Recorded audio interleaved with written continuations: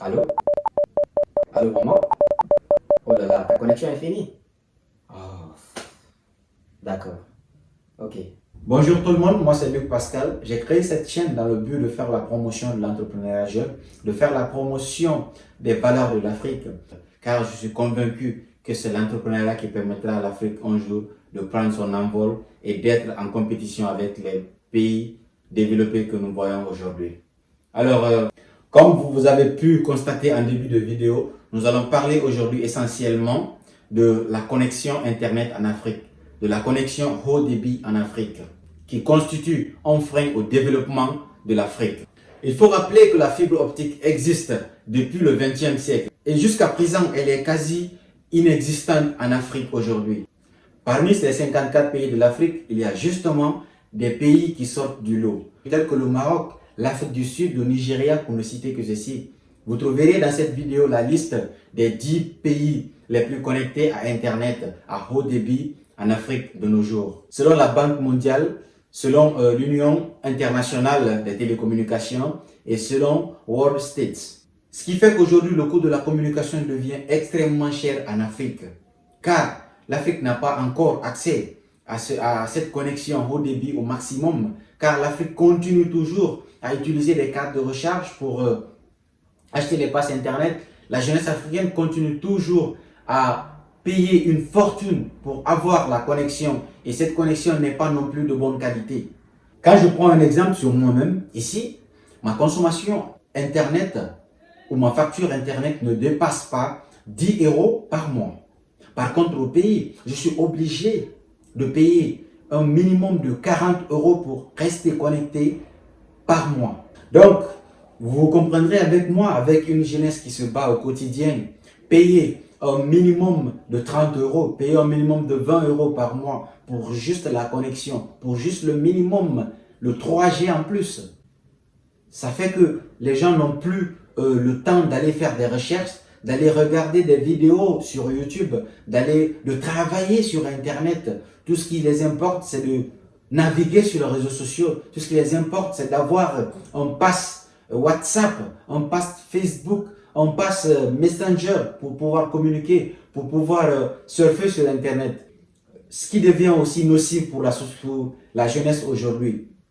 Car l'utilisation que l'on fait d'Internet aujourd'hui est vraiment pitoyable, je dirais, pitoyable.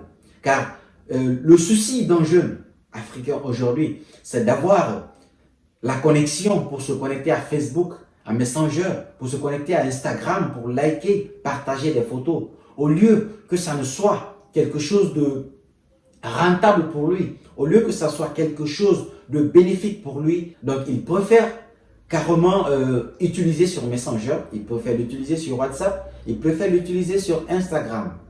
Et ça devient aujourd'hui un très grand problème à régler en Afrique. Je reviendrai sur ce sujet dans une autre vidéo, car l'addiction aux gens aux réseaux sociaux en Afrique, ou la mauvaise utilisation des réseaux sociaux en Afrique devient nocive pour la jeunesse de nos jours. Donc je reviendrai sur ces sujets, et parallèlement avec le sujet qui concerne l'addiction à la télévision, l'addiction aux mauvaises informations, car la télévision peut être bonne et la télévision peut être aussi mauvaise dans une autre situation. Donc je reviendrai là-dessus sur d'autres vidéos pour vous expliquer, pour sensibiliser.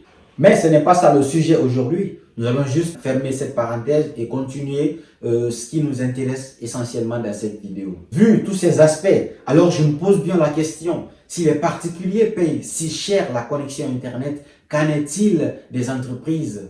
Qu'en est-il vraiment des entreprises qui ont besoin aujourd'hui de la connexion? Vous n'êtes pas sans savoir que nous sommes dans un monde en perpétuel changement. Alors, le monde s'adapte aujourd'hui à la nouvelle technologie. Donc, les entreprises qui se créent en Afrique aujourd'hui doivent s'adapter forcément à la nouvelle technologie. Mais s'il n'existe pas une source de connexion fiable, s'il n'existe pas une connexion haut débit pour ces entreprises-là, ils ne peuvent pas s'en sortir. Car avec les opérateurs téléphoniques, par exemple Orange aujourd'hui, Orange se fait des milliards sur les consommateurs de télécommunications en Afrique. Car il y a un déficit de connexion haut débit en Afrique. Donc ces sociétés comme Orange, MTN et ainsi de suite se font des milliards sur le consommateur africain aujourd'hui, surtout en Afrique de l'Ouest. J'ai vu dans mes recherches que le Mali n'était plus prêt à accepter ces tarifs-là, que la Côte d'Ivoire s'était opposée, que la Guinée avait commencé à se plaindre à cause de ces tarifs exhaustifs de ces sociétés, particulièrement la société Orange. Alors toi qui me suis sur cette vidéo, laisse-moi en commentaire ton avis face à ce problème, face à ce déficit aujourd'hui que l'Afrique a en connexion haut débit. Et dis-moi ce que tu en penses. Dis-moi quelles sont les pistes de solutions que tu envisages pour l'Afrique afin de braver cet obstacle. Car moi, je trouve que c'est un obstacle à braver. Nous ne pouvons pas rester là, bras croisés. Il faut faire face. Aujourd'hui, la fibre optique n'est pas quelque chose de magique. Ça peut se transporter, ça peut s'installer, ça peut s'implanter dans un pays. Il faut juste la volonté de nos autorités, il faut la volonté de nous-mêmes populations, il faut la volonté de nous, jeunes Africains, afin que les choses bougent. Alors, si tu es nouveau sur la chaîne, abonne-toi et active la cloche de notification pour ne rater aucune de nos nombreuses vidéos. Pour le mot de la fin, je vous dirai une seule chose ce soir. Pour les personnes qui hésitent de se lancer, lancez-vous dès maintenant dans une activité, car les jours qui passent ne reviendront plus jamais dans votre vie. Les jours de retard que vous accumulez aujourd'hui ne reviendront jamais dans votre vie. Alors, vaut mieux se lancer, échouer plusieurs fois pour avoir de l'expérience que de rester là à ne rien faire, que de rester là à hésiter, car l'hésitation n'a jamais résolu un problème. Tant que tu ne te lances pas dans une activité, tu ne sauras pas quels sont les tenants et les aboutissants. Merci et portez-vous bien.